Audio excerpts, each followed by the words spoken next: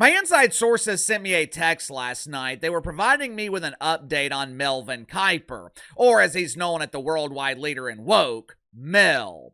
If you watched coverage of the NFL draft on ESPN a few months ago, you already know that Mel Kiper is obsessed with Shedeur Sanders. His obsession is borderline clinical. Haven't seen a dude this obsessed with another dude since Jim Kimmel's ongoing obsession with Donald Trump. For 3 days back in April, Mel Kiper was relentlessly crying on ESPN.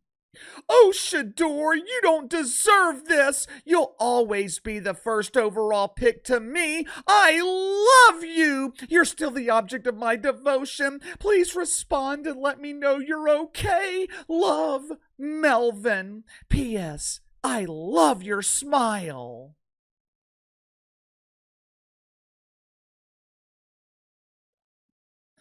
My inside sources last night confirmed that Melvin was once again crying, but this time, he was crying tears of joy. His inflatable Shedeur Sanders was sitting next to him on the couch, wiping away his tears.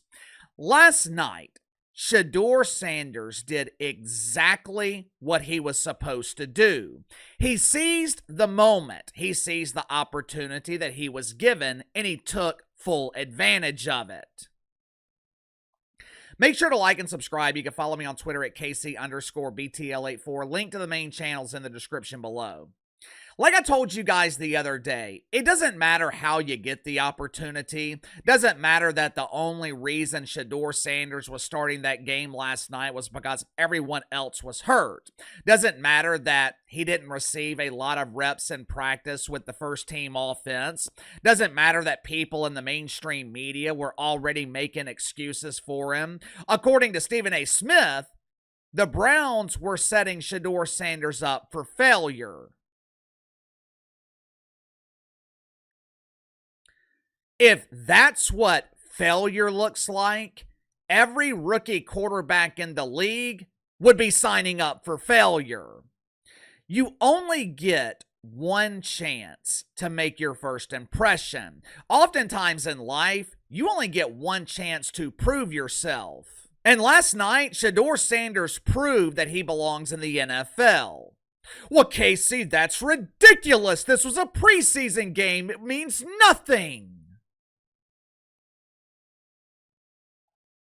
I'm not going to sit here and say this was a big moment for the Browns as an organization, for Bryce Young and the Panthers starters. This was essentially a scrimmage.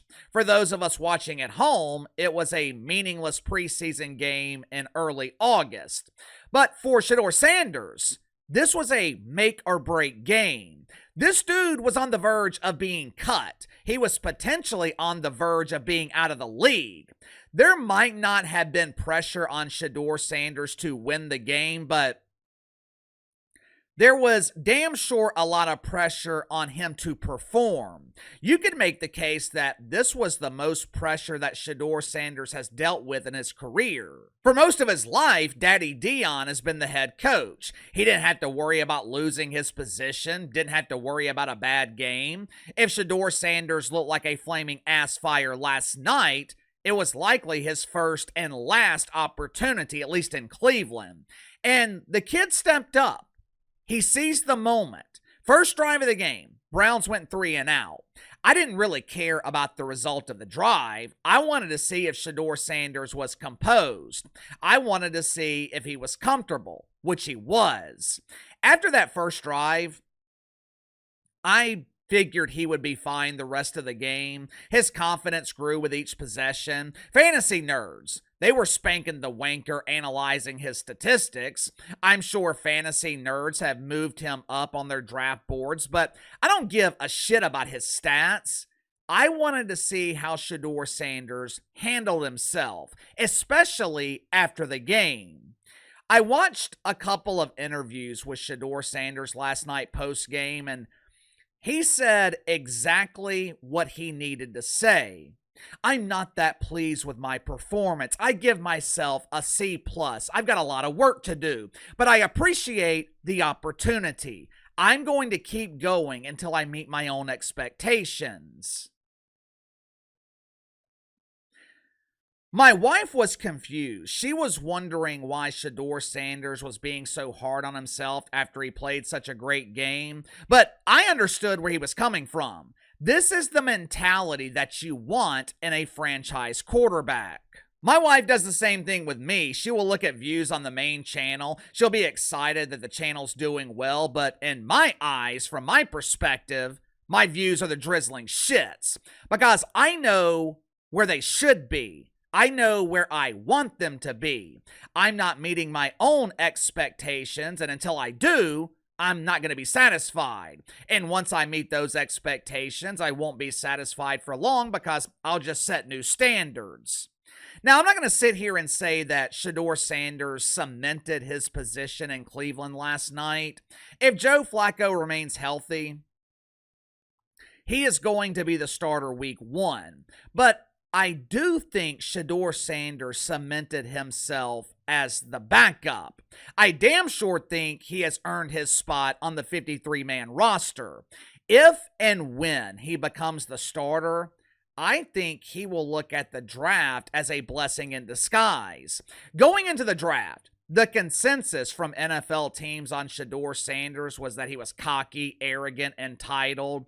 There were reports that he wasn't taking it seriously. He thought he was above some of the pre-draft process. Falls to the 5th round, and there were 2 ways this could go.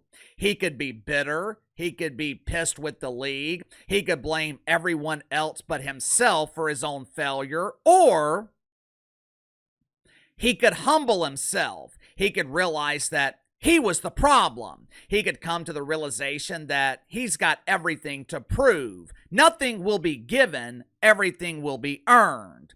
No one cares what you did in college. No one cares who your father is. And speaking of his father, Daddy Deion deserves a lot of credit here. He didn't victimize his son. He didn't allow his son to sulk. His confidence never wavered, but in the midst of the most humiliating moment of his life, Deion Sanders kept his son focused. Amazing how that works, isn't it?